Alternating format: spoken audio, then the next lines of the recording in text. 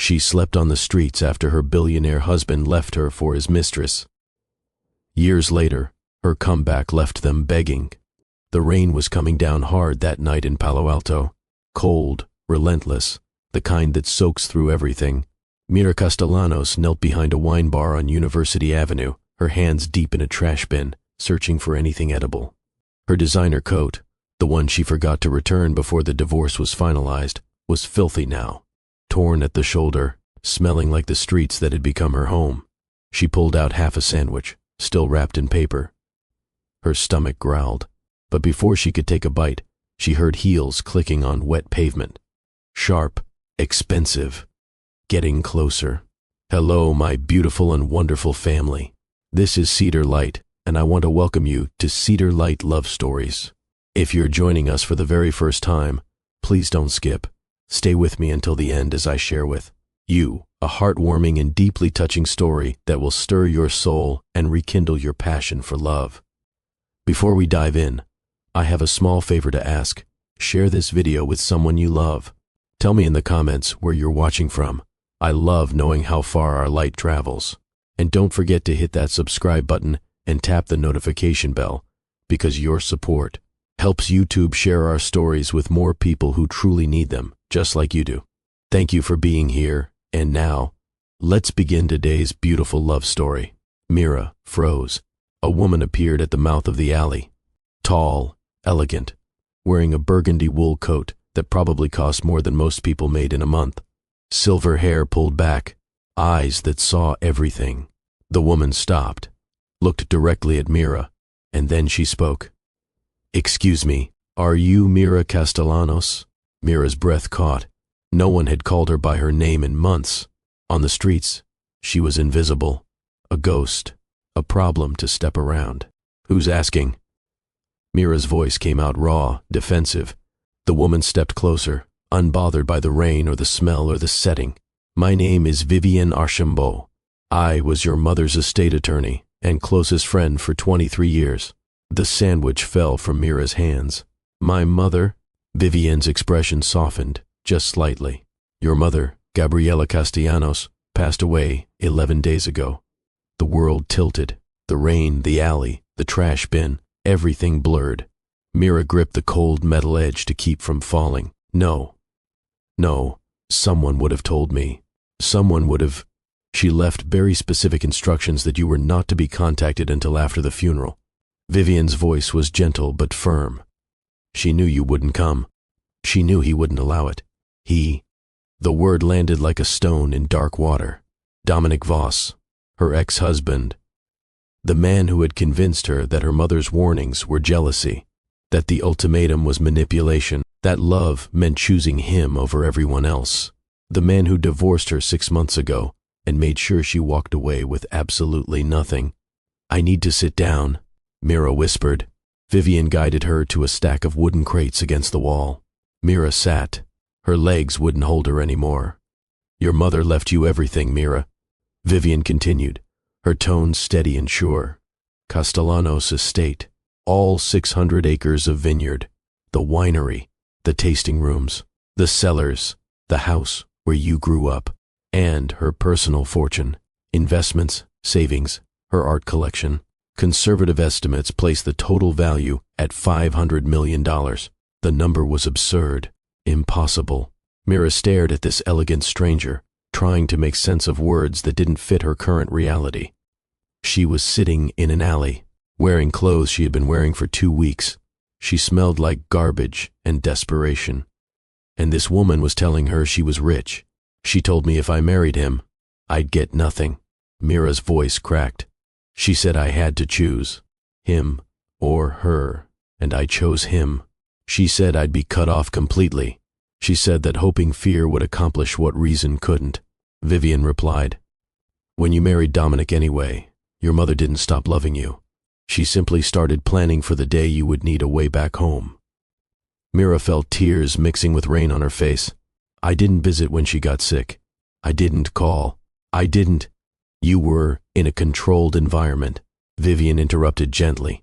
"Gabriela understood that better than you might realize. But there are conditions attached to this inheritance, Mira, significant ones. and they are absolutely non-negotiable. She pulled a thick envelope from inside her coat, handed it to Mira. Inside were photographs. The main house with its terracotta roof and climbing roses. The barrel room where her mother had taught her to distinguish between grief and longing in a single sip of wine.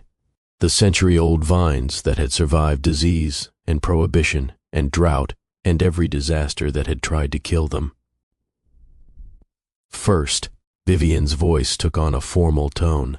You must restore Castellanos Estate Winery to profitability within 1 year. Your mother's illness coincided with several catastrophic vintages. The estate is failing. Without serious intervention, it will be sold to cover debts. Mira's hands trembled as she studied the photographs. Second, Dominic Voss has been attempting to purchase all the surrounding properties in the valley, every neighboring vineyard and family farm. He wants to consolidate them into a massive commercial operation. Your mother spent her final 2 years fighting to preserve the small family vintners who have worked that land for generations. She wants you to finish that fight. Hearing his name was like touching fire, instant, searing. Dominic is trying to destroy the valley. He began the acquisition process 8 months ago. Vivian said, some believe it was strategic, attacking what your mother loved most to punish her for trying to protect you from him. Rage flooded through Mira's chest. Hot, clarifying. All those years she had defended him, believed his version of reality, let him convince her that her mother was controlling and unreasonable, that her winemaking was just a hobby she needed to outgrow. That real success meant his world, his tech empire, his political connections, his vision of progress, and while she had been isolated in his penthouse, forbidden from visiting the valley, without his permission, he had been planning to bulldoze her mother's legacy. If I meet these conditions, everything becomes mine? Mira asked. If you fail, everything goes to the Valley Preservation Trust. Your mother was very clear. You needed more than money. You needed purpose. You needed to remember who you were before Dominic systematically erased that person. Vivian stood, extending her hand. There is a car waiting at the end of the block. The staff has been maintaining the property, waiting for your return. Your mother made sure every detail was ready for this exact moment. Ever loved someone so completely that you lost yourself? Have you ever chosen the wrong person and paid for it with everything you had? If you have, then you understand what happened to Mira Castellanos. And if you want to see how a woman who lost everything fought back and won, stay with me. This story will remind you that justice exists, that good people can rise again. And if this resonates with you, hit that like button so I know you are here. Let us begin. The drive up through the valley felt like traveling through memory and dream at the same time. They passed Kowalski's organic farm, the Nguyen family's olive groves, the Martinez vineyard where Mira had picked her first grape at age 4, her small hands stained purple, her mother laughing as she lifted her up to see the whole valley spread out below them like a patchwork quilt stitched with vines. Each property held stories, held people who had known her before. Dominic convinced her she needed to become someone else entirely. The gates of Castellanos Estate appeared through the morning mist, wrought iron shaped like grapevines, the family crest worked into the design by her great-grandfather in 1923. As Vivian's car climbed a long gravel drive, Mira saw figures waiting on the front steps of the house. Rosa reached her first, the vineyard manager who had worked alongside Gabriella for 3 decades. She pulled Mira into an embrace that smelled like earth and rosemary and home. Mija, Rosa whispered, her voice breaking. We thought we had lost you forever. Bienvenida a casa. Welcome home. Felipe stood behind her, the cellar master, his weathered hands clasped together, tears streaming down his face. Your mother never stopped preparing for this day, Miss Mira. Everything is ready. Every barrel, every vine, every single detail, ready for you to come home. Then a younger woman stepped forward, dark hair pulled back severely, eyes that assessed Mira with something between resentment and reluctant hope. She was maybe 30, beautiful in a sharp, guarded way. I am Adriana Ruiz, she said, her tone professional but distant. I have been serving as interim winemaker since your mother became too ill to work the cellar. We need to meet first thing tomorrow morning. You should understand exactly how dire the situation is before you start making promises about saving this place." She turned and walked into the house without waiting for a response. "Do not take it personally," Rosa whispered. "She has been carrying impossible weight, trying to make wine in your mother's style, while grieving and fighting creditors and watching everything crumble. She will come around." Vivian handed Mira an old brass key, worn smooth from generations of hands. "This house is yours now. I will return tomorrow to discuss all the legal requirements in detail. Tonight, just rest. Your mother left letters throughout the property. Find them when you are ready." After everyone retreated inside, Mira stood alone in the grand entry hall. The tile floor was original from 1923. The chandelier had been her great-grandmother's, brought over from Spain. The walls held photographs documenting 4 generations of Castellanos women standing in these same vineyards, holding wine glasses up to the light, smiling with the satisfaction of people who had made something beautiful from the earth. Her mother had preserved everything, not just the house, but the hope that her daughter would return. Rosa appeared again with gentle insistence, guiding Mira upstairs to her old bedroom. It was exactly as she had left it the day she moved to the city with Dominic. The quilt her grandmother had stitched by hand. The bookshelf, holding viticulture textbooks and poetry in equal measure. The window seat where she had spent countless afternoons watching the seasons change color across the vines. On the bed lay fresh clothes and a note in her mother's familiar handwriting. "My dearest Mira, if you are reading this, I am gone. But you are home. That is all I ever wanted. Do not waste time on guilt or regret. The vineyard does not care about the past, only about what you do in this moment, in this season, with the soil you have been given. The conditions I have set are not punishment. They are your map back to yourself. I love you beyond words, beyond wine, beyond this earth that holds us both. Mama." Mira clutched the note to her chest and wept, not the harsh breaking sobs of the alley, but quieter tears of understanding. Her mother had loved her enough to let her fall completely, knowing it was the only way she would learn to stand on her own roots. She stood under the shower for what felt like hours, watching dirt and shame spiral down the drain. The towels were sun-dried and lavender-scented. The clothes fit perfectly. In the mirror, she barely recognized the gaunt woman staring back, hollow cheeks, eyes that had seen too much. But there was something else there, too, something that had not been there before. Determination. Unable to sleep, she wandered the house in darkness. Each room held memories that hit her like physical blows. The kitchen where her mother had taught her that cooking was alchemy. The library where they had studied soil composition and French oak and the mysterious process of malolactic fermentation. The dining room where harvest dinners had filled the space with laughter and wine and the deep satisfaction of work completed together. In her mother's study, she found a wall covered in photographs documenting her entire life. Birthday parties in the vineyard. Her first crush, a boy named Santiago, who worked the summer harvest. High school graduation, cap and gown, holding a bottle of the 2004 vintage. Her acceptance letter to UC Davis's viticulture program. Her mother's proud face beside her. But one photograph was recent, taken from a distance with a telephoto lens. It showed Mira sitting on a bench outside a shelter on Pacific Avenue. Her face was hollow, but her posture was unbowed, still carrying herself with some ghost of the dignity she had been raised with. Her mother had known where she was, had been watching over her, even when Mira had refused all contact. Beneath the photo lay a document in Vivienne's precise legal script. But the words were her mother's voice captured in formal language. My daughter believed I abandoned her when I gave her an ultimatum. She thought love meant accepting her choices, even when those choices were destroying her. But true love is standing at the exit with water and bandages, waiting for someone to walk out of the fire. I waited, Mira. I never stopped waiting. I prepared everything you would need to rise again, not because I wanted to control your life, but because I knew who you really were beneath all his carefully constructed lies. Come back to yourself. That is all I am asking. The vineyard remembers you. The soil knows your name. Come home. Mira was still holding the document when her phone, charged for the first time in weeks, buzzed with a message. Unknown number. Against every instinct, screaming caution, she opened it. Heard about your good fortune. Congratulations. Remember what I told you when we divorced. That support I gave you during our marriage has value. My lawyer will be in touch soon. Let us handle this maturely. Dominic.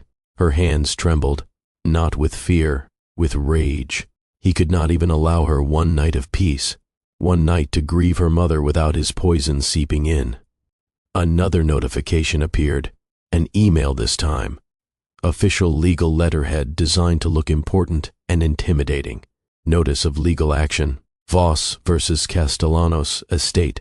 Mr. Dominic Voss is filing suit seeking rightful compensation from the inheritance received by his former spouse Mira Castellanos.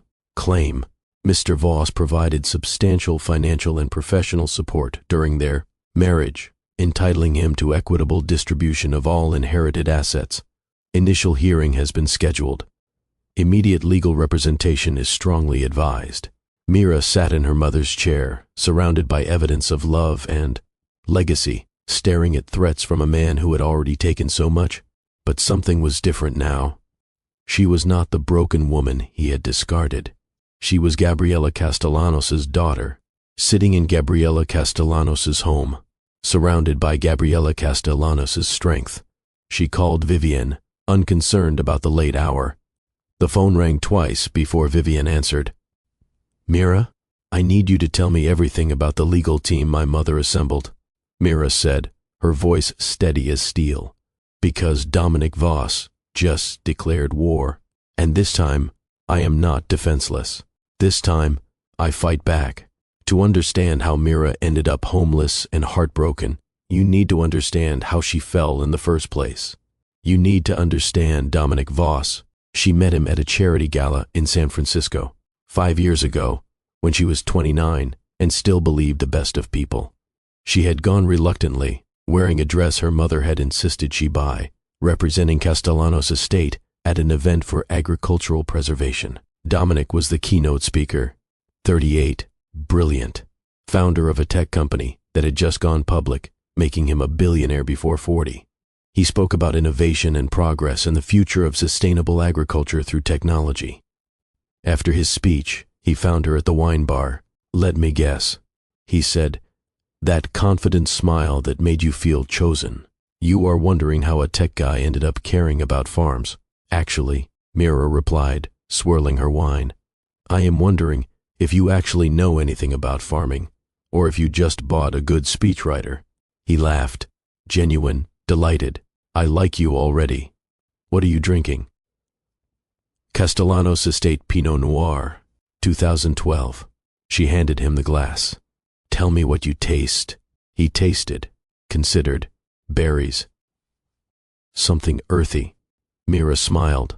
That is what most people taste. But there is more. That earthiness is volcanic soil. The vines are planted on an ancient riverbed. That slight tobacco note is from the French oak barrels we use. And that finish, that long, elegant finish, that is 4 generations of women who refuse to make easy wine for easy drinkers.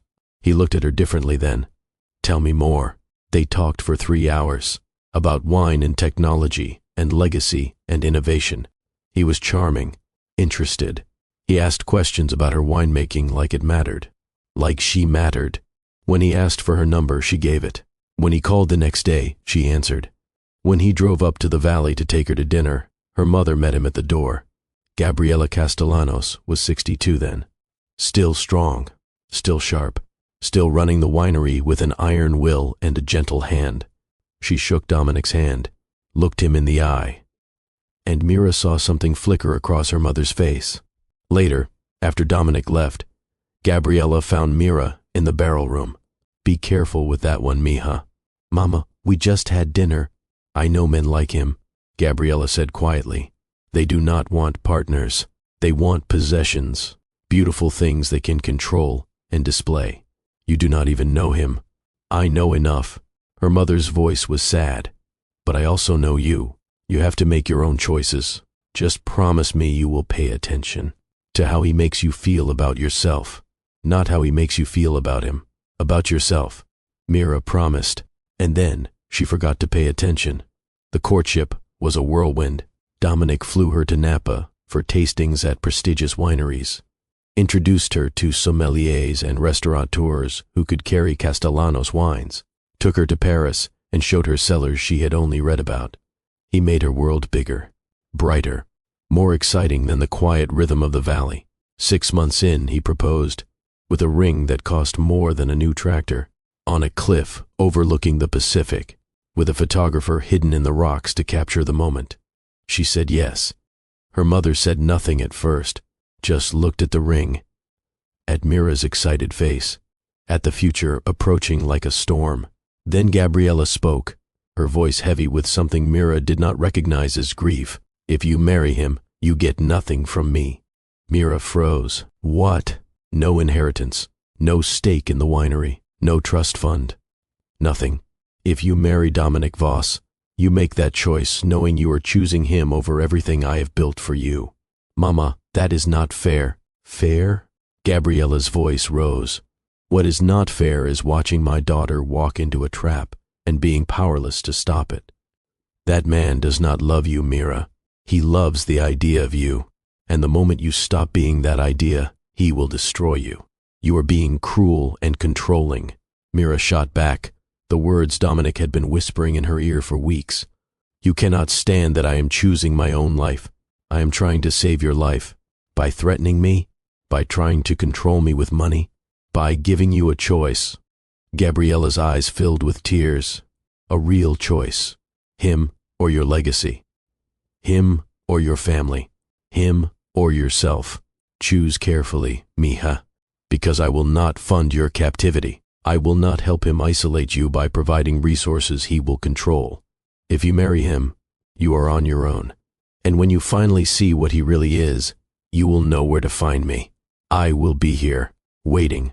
Mira married him anyway, in a ceremony that cost $300,000, that her mother did not attend, that was photographed for magazines and featured on society pages, and was absolutely beautiful and completely hollow. The isolation started so slowly, Mira did not notice it happening. First, it was her clothes. Babe, you represent me now, Dominic said gently. These wine country outfits are charming, but you need to dress for the world we are moving in. He hired a stylist, filled her closet with designer labels, made her look like every other tech wife in Palo Alto. Then it was her schedule. You do not need to drive up to the valley every week. Stay here, build a life here, with me. Then it was her friends. They do not understand our world. They make you small. You are better than that. Then it was her finances. Let me handle the money, babe. I have people for this. You do not need to worry about bills and accounts. Focus on us. Every change seemed reasonable in isolation. Every suggestion came wrapped in care and concern.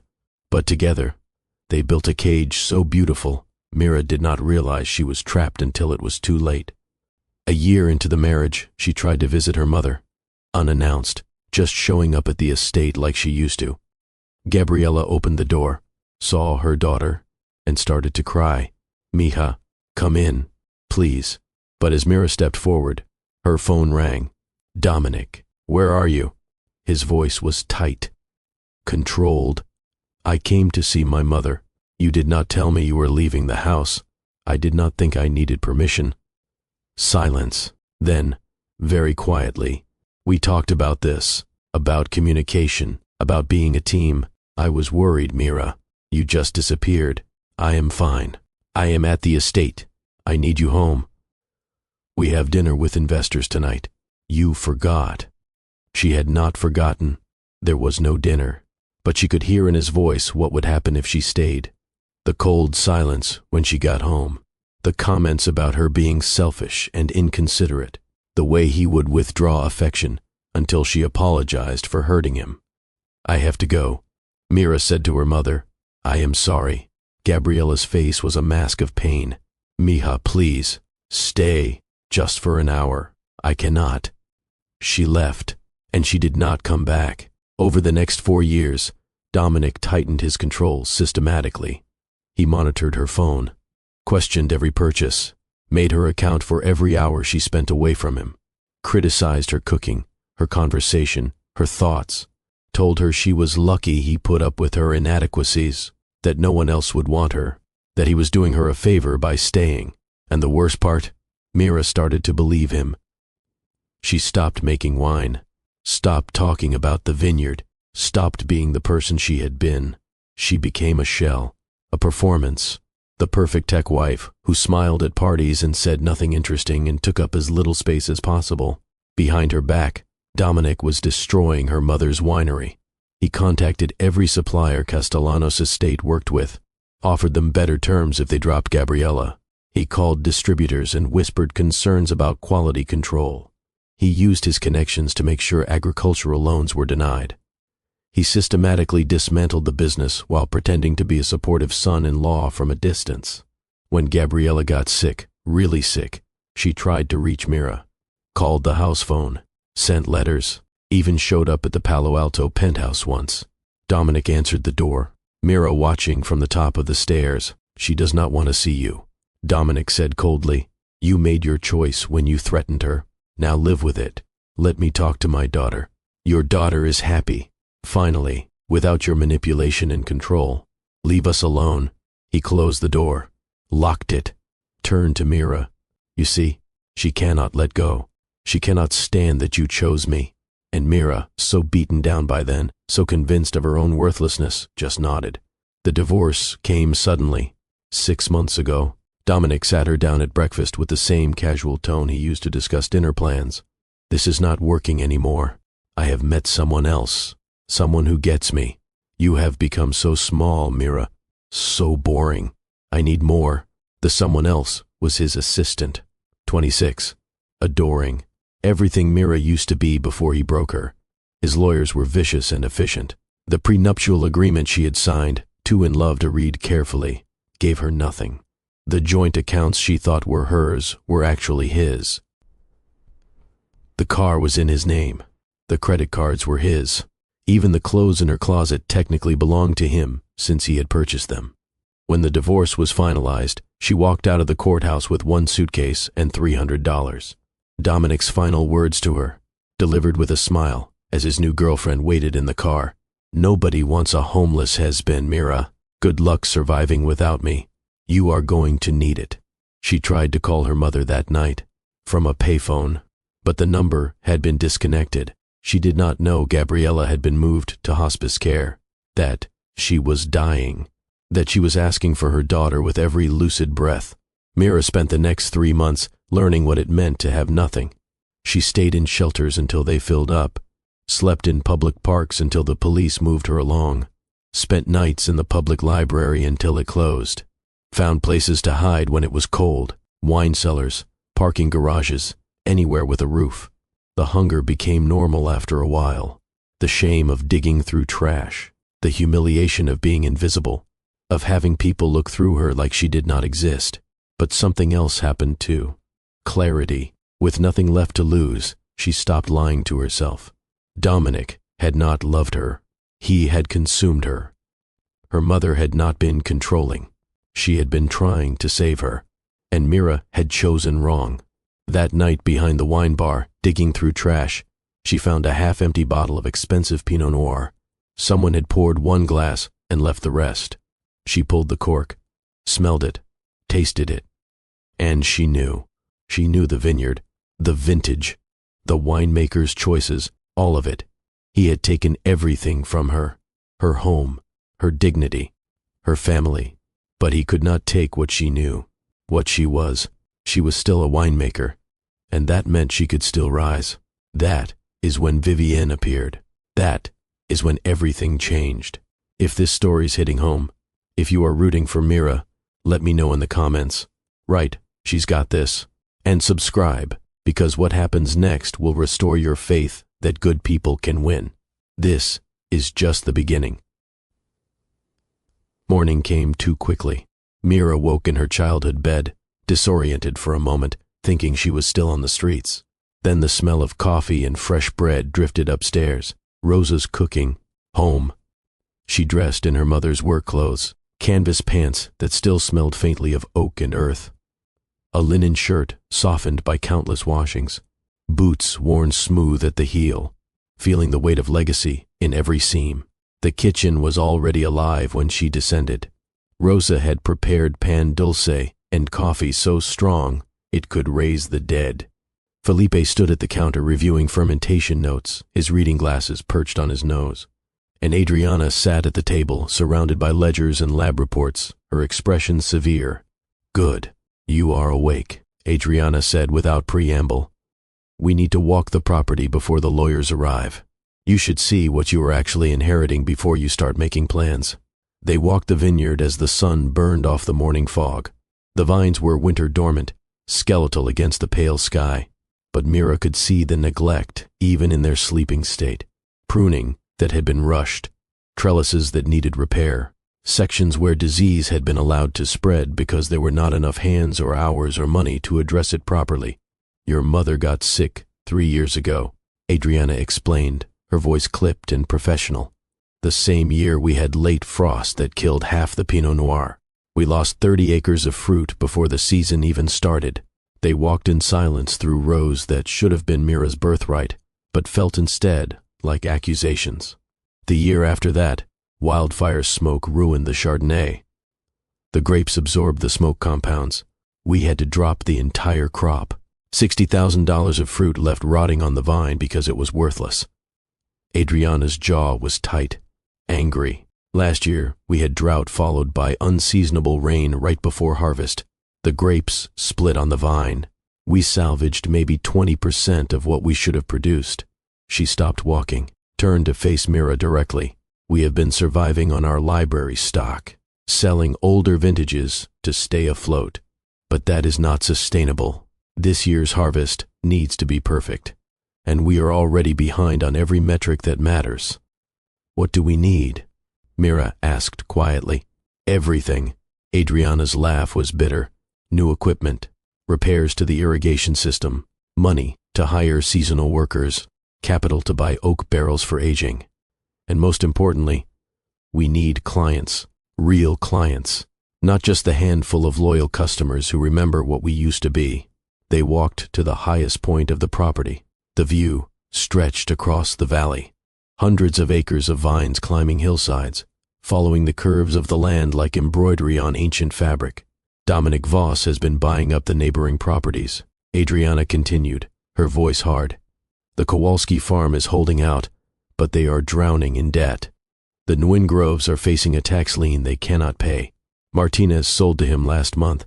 They did not want to, but their daughter needed medical care they could not afford. Dominic offered them double the market value. They had no choice." She pointed to each property as she spoke. "He is circling this valley like a shark, and we are bleeding in the water." "Why did you stay?" Mira asked. "You could have gone to Napa, Sonoma, anywhere. Top wineries would hire you in a heartbeat. Why keep fighting for something that was not even yours?" Adriana was quiet for a long moment, her eyes on the vines. "Because your mother asked me to. Personally, she called me to her bedside 2 months before she died. She could barely speak by then, but she took my hand and she said, 'Adriana, I know I am asking the impossible, but my daughter will come home. Maybe not before I die, but she will come home. And when she does, she will need someone who remembers what this place is supposed to be. Will you stay? Will you hold the line until she is ready to take it back?' Adriana's voice cracked slightly. I said yes. Here I am, holding a line that is breaking in 12 different places, waiting for you to decide if you are actually going to fight or if you are just here to watch it die." Mira looked at this woman, younger than her, harder than her, carrying weight that should have been Mira's to bear all along. "I am going to fight." Mira said, "I do not know how yet. I do not know if I am good enough anymore, but I am going to try. Trying is not enough." Adriana's eyes were fierce. "Your mother tried. I tried. Trying does not save failing vineyards. We need more than effort. We need miracles. Then we will make miracles." Adriana studied her for a long, assessing moment. Then, for the first time, something like respect flickered across her face. Okay, let us start with the barrel room. You need to taste what we are working with. The barrel room was cathedral quiet, smelling of oak and transformation, the mysterious process of grape juice becoming something sacred, something that could make people weep or laugh or remember moments they thought they had forgotten. Adriana pulled samples from 5 different barrels, lining up glasses on the tasting table with the precision of a surgeon. This is last year's Pinot Noir, the drought vintage. Tell me what you taste. Mira lifted the glass, swirled it gently. Let the wine breathe and open. She had learned this ritual at her mother's knee. The careful attention, the respect for what the earth had made, the understanding that wine was a conversation between soil and sun and human intention.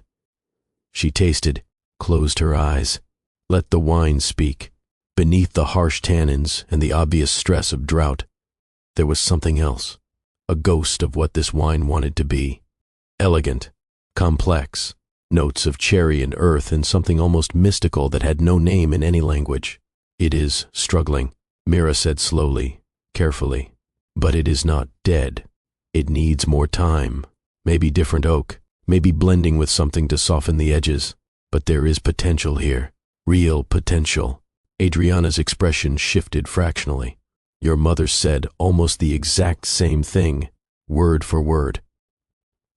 They tasted through the remaining barrels, each one telling a story of struggle and survival, of vintages made under impossible circumstances, of grapes that had suffered but had not surrendered.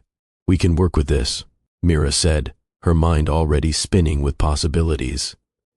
It will not be what we planned, but it could be something worth bottling, something worth drinking. You sound like a winemaker. I was trained by the best. Adriana almost smiled. Then let us see if you can actually do this. Because tasting is one thing.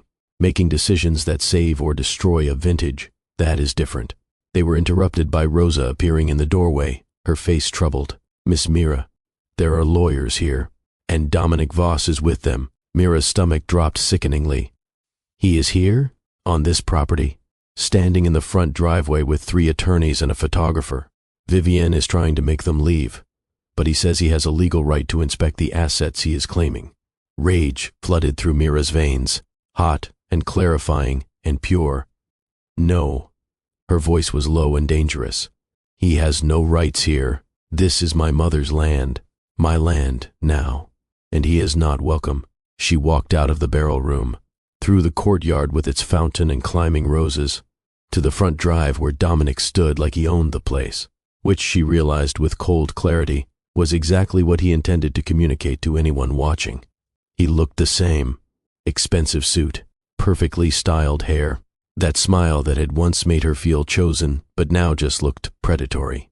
Beside him stood 3 attorneys in matching black, and a photographer already taking pictures of the property, documenting everything for their case. Mira, Dominic said, his voice warm like they were old friends meeting for lunch. You look, well, better than expected given the circumstances. The casual cruelty was so familiar, it almost did not register anymore. You need to leave, Mira said, her voice steady despite the rage shaking through her entire body. Now, I am afraid I have a legal right to be here. My attorneys have filed a claim on this property. Until that is resolved, I am entitled to inspect the assets in question. Vivienne stepped forward, her professional composure sharp as a blade. Mr. Voss, your claim has been filed but not granted. You have no current legal right to be on this property. If you do not leave immediately, I will have you removed for trespassing. One of his attorneys stepped forward, a severe woman with steel-gray hair and eyes like a hawk. Mrs. Archambault, my client provided substantial support to Miss Castellanos during their marriage. He introduced her to valuable professional connections, managed her finances, gave her access to opportunities she never would have had otherwise. It is only fair that he receive compensation now that she has benefited from a substantial inheritance. Fair? Mira heard herself laugh, a sound with no humor in it whatsoever. You want to talk about fair? He isolated me from my family. He convinced me my winemaking was a hobby I needed to give up.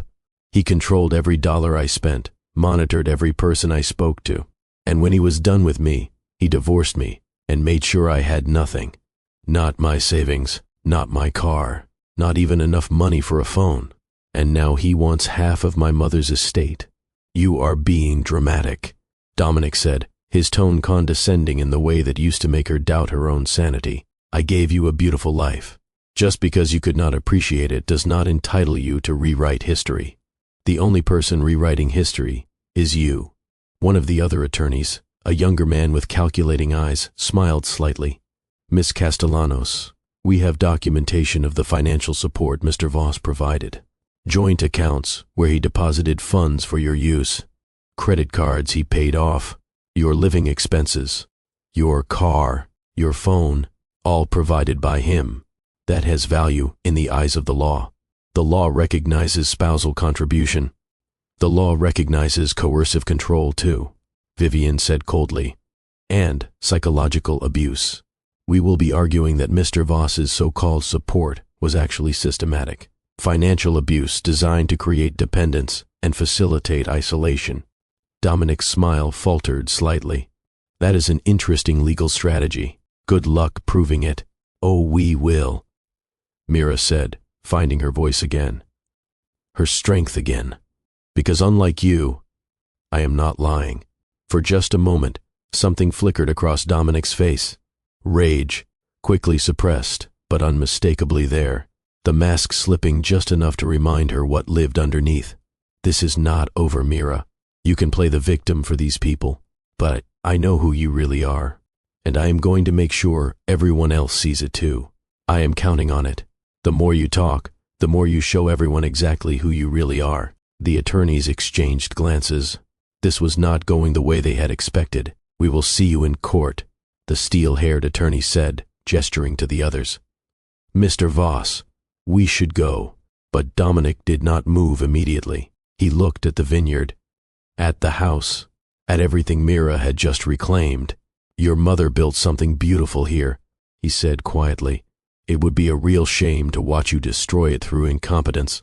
When you fail to meet the inheritance conditions, and you will fail. I want you to remember that I offered you a reasonable settlement. I tried to be generous. Get off my property, Mira said, her voice like ice. Before I have you arrested for trespassing. After they left, Mira stood in the driveway, shaking with adrenaline and rage, and something else she could not quite name. Power, maybe, or purpose. Rosa appeared beside her, placing a gentle hand on her shoulder. Mija, come inside. You are trembling. I am not trembling from fear. I am trembling because I want to destroy him. Good, Adriana said, appearing on her other side.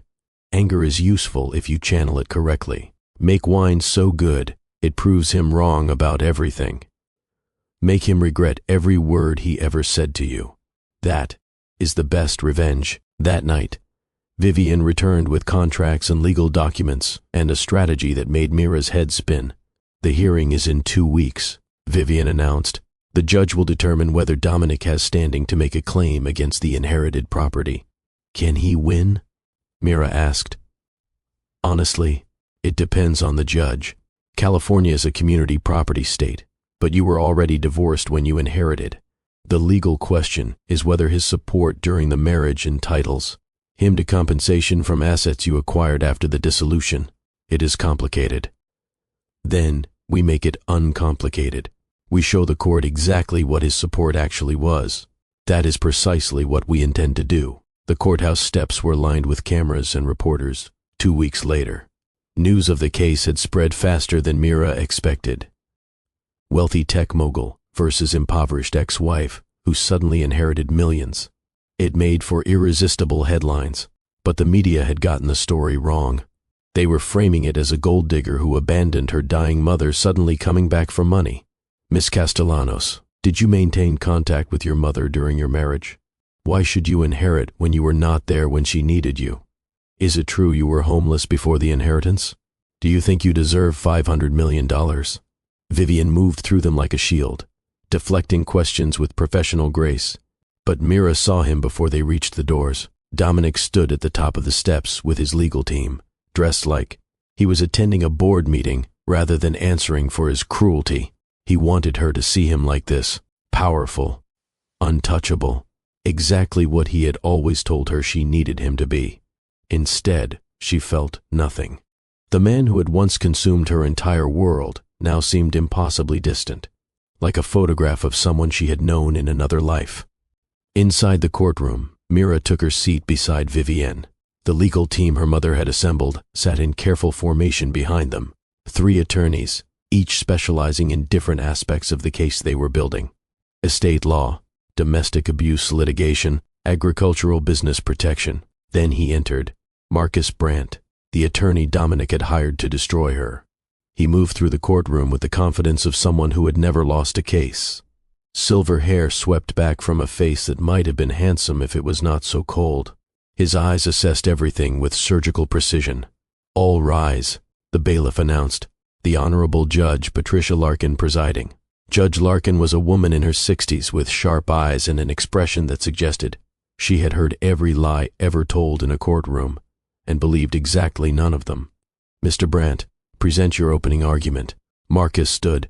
When he spoke, every word was calculated for maximum impact. "Your Honor, this case centers on a simple principle of fairness. My client devoted 6 years to supporting his then-wife during a period when she had completely severed ties with her family. He provided shelter, financial support, emotional stability. He stood by her when her own mother refused to help." Mira's jaw tightened. Vivienne's hand found hers under the table, steadying, anchoring. The defendant now benefits from an inheritance worth hundreds of millions, wealth she did nothing to earn while her mother was dying. Meanwhile, my client, who actually supported her through genuine hardship, receives nothing. We are not seeking charity. We are seeking recognition that marriage is a partnership, and sacrifices made during that partnership deserve acknowledgement. He sat down. Mira realized she had stopped breathing. He had made Dominic sound noble, made her sound like an opportunist. Worse, he had done it so smoothly that doubt crept in even knowing the truth. Vivienne rose with quiet authority. "Your Honor, Mr. Brandt presents compelling fiction. Let me offer facts." Mira Castellanos did not sever ties with her mother through indifference. She was systematically isolated by a controlling spouse who recognized that her mother represented the one voice of reason that might help her see reality. She moved toward the judge, commanding attention without demanding it. Mrs. Gabriela Castellanos did not refuse to help her daughter. She refused to enable an abusive relationship by providing resources that would be controlled by Mr. Voss. It was an act of desperate love, not abandonment. Vivienne placed a document before the judge. This letter, written by the deceased immediately after the divorce, establishes the inheritance conditions. Mrs. Castellanos explicitly states she structured her estate to give her daughter not just money, but the opportunity to rebuild her self-worth. Judge Larkin examined the document carefully. As for Mr. Voss's so-called support, Vivienne continued, steel entering her voice, "We will demonstrate that he systematically controlled the defendant.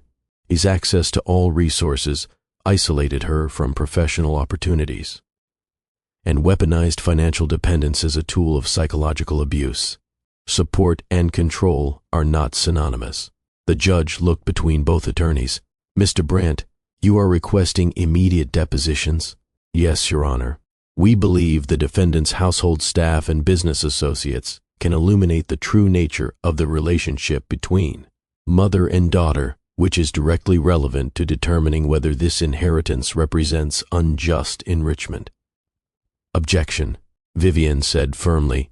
"Whether the defendant deserves her inheritance is not a legal question before this court.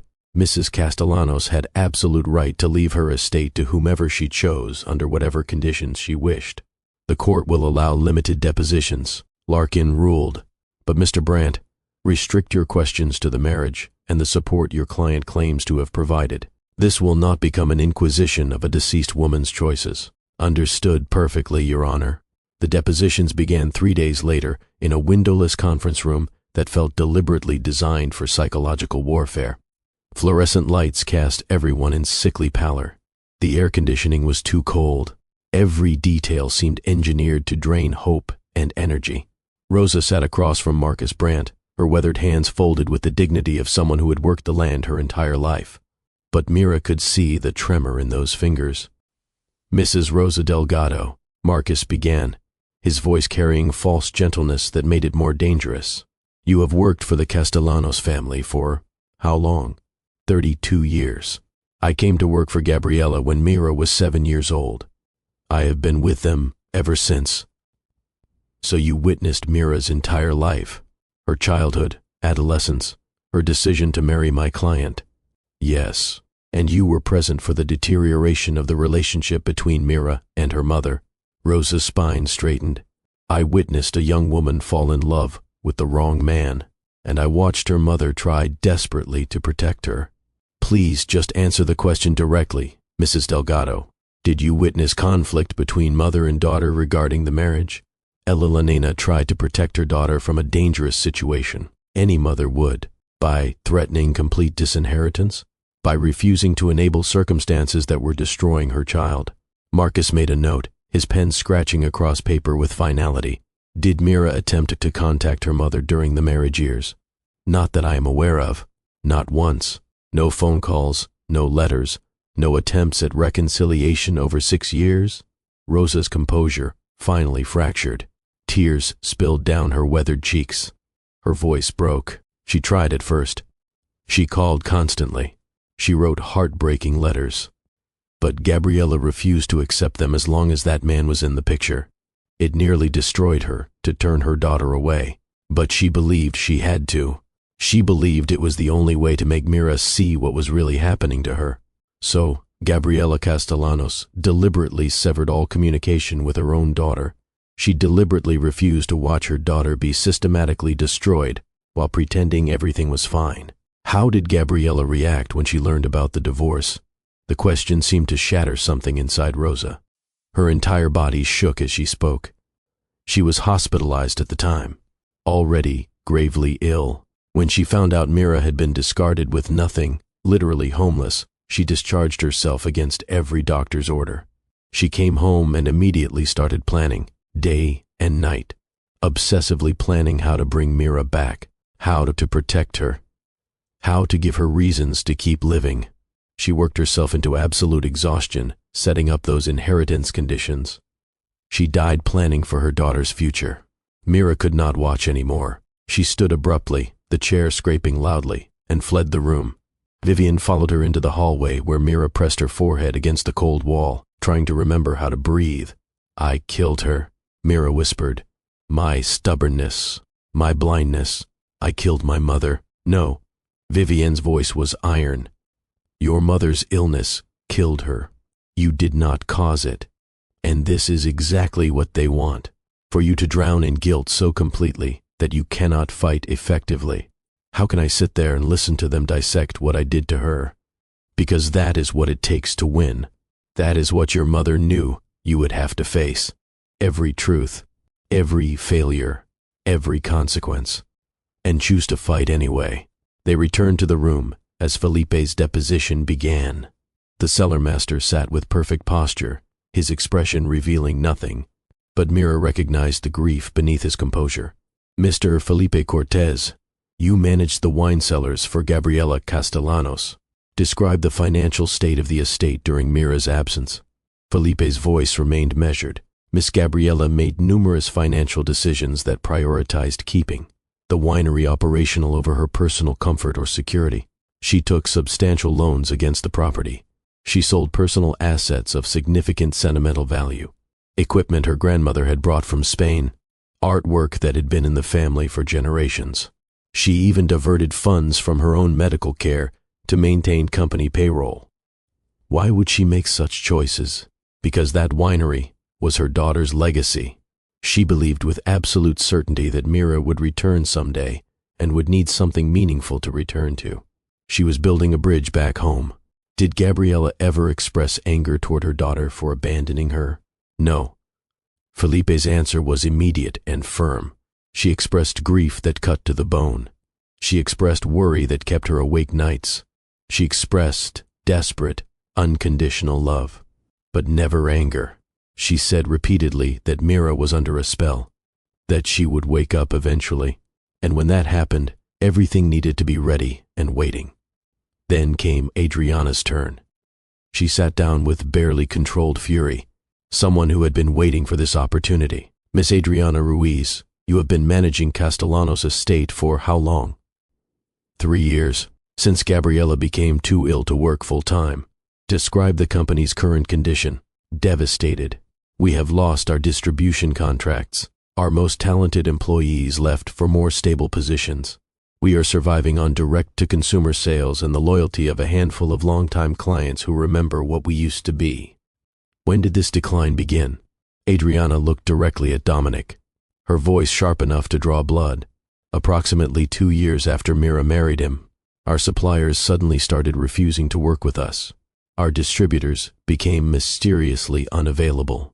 Applications for standard agricultural loans were inexplicably denied. We later discovered through considerable investigation that someone had been actively, deliberately sabotaging every relationship we had. Marcus went very still. You are making serious accusations. Do you have evidence? I have testimonies from multiple suppliers who were contacted by representatives from Voss Enterprises, offering them substantially more favorable terms if they immediately stopped doing business with us. I have emails from former distributors who admitted, some reluctantly, some angrily, that they were pressured to drop us. I have a documented paper trail of deliberate interference that corresponds exactly with Mira's marriage to your client. You are directly accusing my client of deliberately destroying Castellanos' estate. I am not accusing. I am stating documented facts. Adriana's eyes blazed. Dominic Voss saw Mira's family legacy as an obstacle to complete control over her. He wanted her absolutely dependent on him, so he systematically set out to ensure she would have nothing. No family business, no legacy, no refuge to return to if she ever tried to leave. He attempted to erase her entire family's legacy while he was erasing her sense of self. The deposition ended in chaos. Dominic's attorneys demanded all of Adriana's evidence be excluded as inflammatory and prejudicial. Vivian argued it was directly relevant to determining whether Dominic had truly supported Mira or had systematically destroyed her every option for independence. But damage had been done. A new narrative had emerged, one painting Dominic not as a supportive spouse, but as a calculating predator who had hunted his prey with patient precision. That night at the estate, Mira found herself in the wine library, a temperature-controlled room where her mother had stored bottles from every vintage since 1923. She pulled a bottle at random. 1989, the year she was born. The label was her great-grandmother's handwriting. Pinot Noir, Estate Reserve, a year of unexpected rain and unlikely miracles. Mira opened the bottle carefully, poured a glass, tasted. The wine was extraordinary. Developed, complex, telling stories in layers, but beneath the obvious beauty was something else. A willfulness, a refusal to be what conventional wisdom said it should be. This wine had been made in a year when everyone said the grapes would not ripen properly, when the smart money was on abandoning the vintage entirely. Her great-grandmother had made it anyway, and it was perfect. Mira sat in the library, drinking wine from the year of her birth, and felt something slot into place inside her chest. She came from women who made miracles in unlikely years. She came from soil that refused to surrender. She came from vines that bent in the wind, but never broke. And Dominic Voss was about to learn that some legacies could not be bought, sold, or stolen. Can you believe the audacity? This man destroyed her life and now wants her inheritance too. If you want to see him get what he deserves, stay until the end. Hit that subscribe button because this story is about to get intense. Justice is coming. Late that night, unable to sleep, Mira stood at her bedroom window, looking out over the vineyard. Her phone buzzed.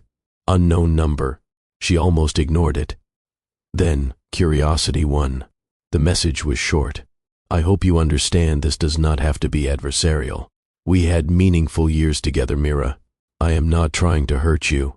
I simply want what is fair. Call off your attorney and let us discuss this reasonably, like adults. There is no need for this to become ugly. MB Marcus Brandt. Her opponent's attorney was contacting her directly, violating every ethical boundary. She should immediately report this to Vivian. Instead, She found herself staring at the message, analyzing every word. "I hope you understand. I am not trying to hurt you," phrasing that suggested personal investment beyond professional obligation. She deleted the message without responding, but she did not forget it. Something in his tone implied Marcus Brandt was not as convinced of his client's righteousness as his courtroom performance suggested. And if he had doubts, that meant somewhere in all this, there might be a crack she could exploit. 3 days later, Marcus Brandt appeared at the estate. Late at night, alone, Laron, the estate security manager, called Mira before letting him through the gates. "Miss Mira, that attorney is here. Mr. Brandt says he needs to speak with you urgently. Should I send him away?" "No, let him in, but stay close." Marcus looked different outside the courtroom. His expensive suit was rumpled, hair disheveled, eyes carrying weight that matched her own exhaustion. "I know I absolutely should not be here," he said immediately. "This violates every professional standard I have, but I could not." He stopped, visibly struggling. "I need you to know something important." "Know what?" "I have withdrawn from the case entirely. I told Dominic I could not represent him anymore under any circumstances. That is why a different attorney will be handling everything from now on." Mira stared at him, genuinely shocked. "Why would you do that?" "Because I sat through those depositions and heard in excruciating detail what he actually did to you. Because I reviewed evidence showing he had been systematically destroying your mother's company while claiming to support you. Because I have a conscience, and I could not ignore it anymore without losing myself completely." "So, you are here to what? Apologize? Assuage your guilt?" "I am here to help you in any way you will allow." "Help me? You were literally paid to destroy me." "I was. I am not anymore." He pulled out a thick file. "This contains everything I know about Dominic's development plans. The real ones, not what he has officially told the city. The corners he is cutting, the officials he is paying off, the genuine damage it would cause to the community. I cannot give you this officially. It would absolutely cost me my license. But I can leave it on your doorstep and walk away. And if you happen to find it, that is not my legal responsibility. Why should I trust you at all?" Marcus met her eyes directly, unflinchingly. "You should not. Trust is earned over time, and I have not earned yours yet. But I need you to understand something. I watched my mother stay with my father for years. He was a prominent attorney, widely respected, considered powerful. Behind closed doors, he was systematically cruel. She stayed because she thought she had no choice. Because he had convinced her no one would believe her. Because he controlled absolutely everything. She died believing she had somehow failed, that her suffering was her own fault." His voice broke slightly. "When I sat in those depositions and heard Rosa describe Gabriella's pain, heard Adriana talk about the systematic sabotage, heard your story through everyone else's testimony, I saw my mother. I saw what might have happened if someone had helped her, if someone had stood up and said, 'This is not acceptable. I cannot go back and save her, but I can help you.'" Mira studied him carefully, really looked at him as a person rather than an opponent, saw the grief he carried, the guilt, the desperate need to make something right that had gone wrong years ago. "Helping me will not save your mother or undo the past." "I know, but it might save me from becoming my father." The file contained everything: bribes to city officials, falsified environmental impact reports, deliberate manipulation of property values through systematic intimidation. Combined with evidence from other sources Mira had been gathering, it was more than enough to stop Dominic's development entirely and potentially trigger serious criminal investigations. 2 weeks later, the County Planning Commission held a public hearing on Dominic's development proposal. The room was packed, every seat filled with Valley residents who had heard that something big was happening, that the tide might finally be turning. Dominic sat in the front row with his new legal team, looking confident, certain of victory. He had bought commissioners before. This should be easy, but he had not counted on Mira, on Marcus, on the entire Valley standing together. When Mira's turn came to speak, she walked to the podium with Adriana on one side and Rosa on the other. Representatives from 15 family vineyards stood behind them, a wall of people who refused to be erased. "Commissioners," Mira began, her voice steady and clear, "this is not about one estate. This is about preserving a way of life. My great-grandmother planted these vines during Prohibition when making wine was illegal. My grandmother expanded the vineyard during the Depression when every logical person said she should sell. My mother fought through disease and drought and economic collapse. They did not survive all that, so their legacy could be bulldozed for generic commercial development." She presented the evidence methodically, document after document showing Dominic's fraud, his predatory tactics, his violations of environmental law. The commissioners leaned forward, interested, troubled. "This man," Mira gestured toward Dominic, "has been systematically attempting to destroy this community for personal profit. He has bribed officials, falsified reports, intimidated elderly landowners into selling properties they wanted to keep in their families. And he did it all while pretending to care about sustainable agriculture and community values." Dominic's face went red. His new attorney tried to object, but the commission chair waved him silent. "We have heard enough," the chair said. "The vote on this development proposal is now open. It was unanimous. Deny Voss Enterprises. Establish permanent agricultural protections for the entire valley." Dominic's empire of acquisition collapsed in a single evening. As people filed out, celebrating, Dominic found Mira in the hallway. His face was twisted with rage, all the charm stripped away, just the ugly truth underneath. "You think you have won?" he hissed. "You have not won anything. I will destroy you. I will make sure you lose everything again." Marcus appeared beside Mira.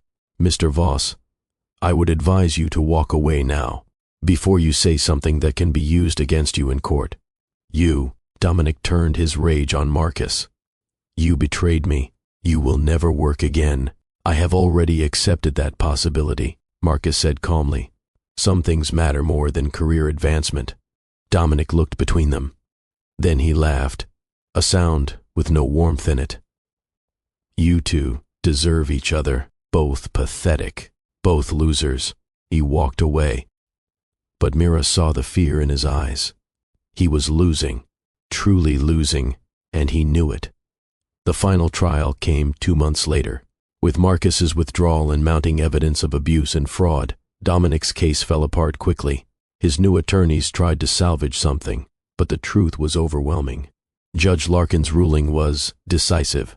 Mr. Voss's support during the marriage does not entitle him to any portion of the inheritance received by Miss Castellanos after their divorce. Furthermore, evidence suggests that support was actually a form of coercive control.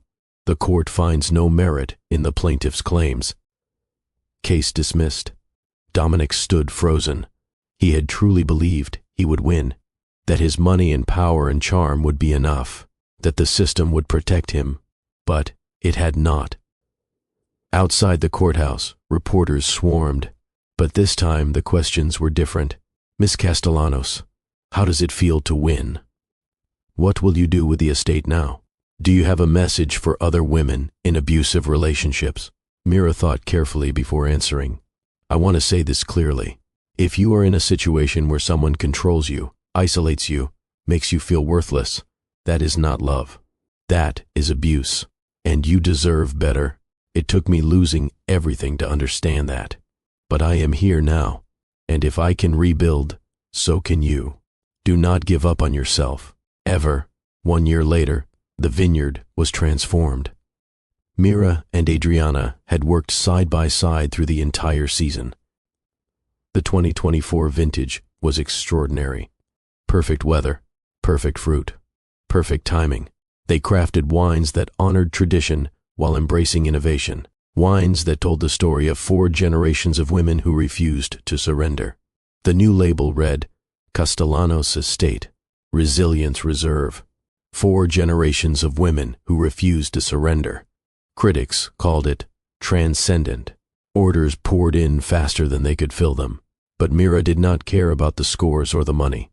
She cared that she had kept her promise, that she had saved her mother's legacy. The community center opened that same year, built on land Dominic had wanted to develop. the Gabriela Castellanos Center for New Beginnings.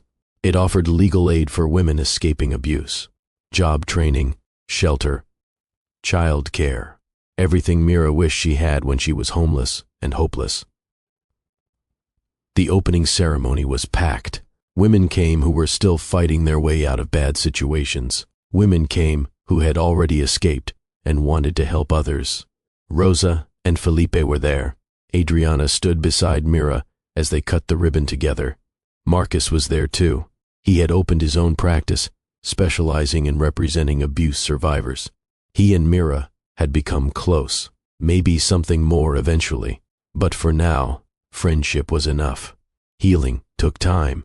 On the anniversary of her mother's death, Mira stood in the vineyard at sunset, holding a glass of Resilience Reserve.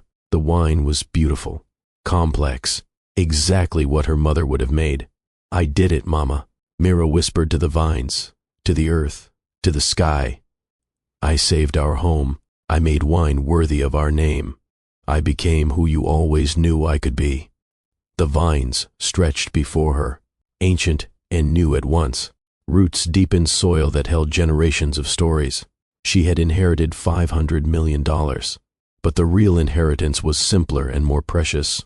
The knowledge that she was strong enough to build something beautiful from broken pieces, that she was worthy of the love her mother had never stopped giving, that some legacies could not be bought or stolen, only earned one season at a time. If Mira's story taught you something, if it reminded you of your own strength, I want to hear from you. What is the comeback you are planning? What is the dream you are going to reclaim? Tell me in the comments.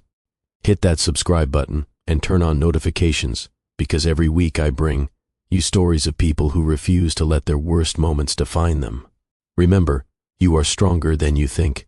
Your story is not over, and sometimes the worst thing that happens to you is preparing you for the best thing that is coming. Let me tell you what Mira learned, what her mother knew all along. True love does not isolate you. It connects you to your best self. Sometimes losing everything is the only way to find what truly matters. The people who truly love you prepare you to rise, not fall. Your worth is not determined by those who could not see it. Legacy is not what you inherit, it is what you do with it, and helping others heal is how you complete your own healing. Mira did not just inherit money, she inherited belief, her mother's unwavering faith that she was worth saving. That belief became the foundation for rebuilding everything. Dominic tried to erase her. Instead, he forced her to become stronger than she had ever been. The best wines come from stressed vines. The strongest people are forged in fire. And sometimes, being broken is the only way to discover what you are truly made of. 3 years after that night in the alley, Mira stood in the vineyard during harvest. Workers moved through the rows, carefully selecting the ripest clusters.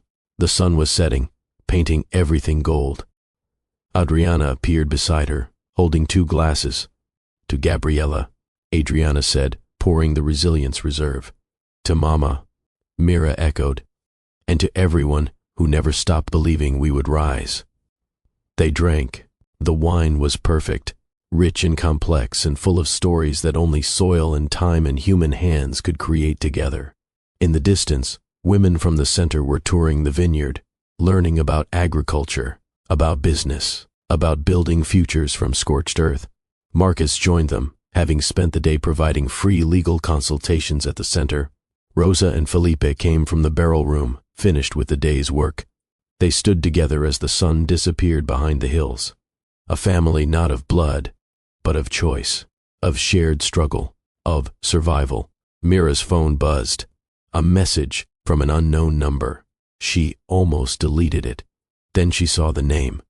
Simone, Dominic's ex-girlfriend, the one who had replaced Mira. "I just left him. I finally found the courage. Your center helped me understand I was not crazy, that what he was doing was abuse. I have nowhere to go, and I am scared, but I am out. Thank you for building something that saved my life."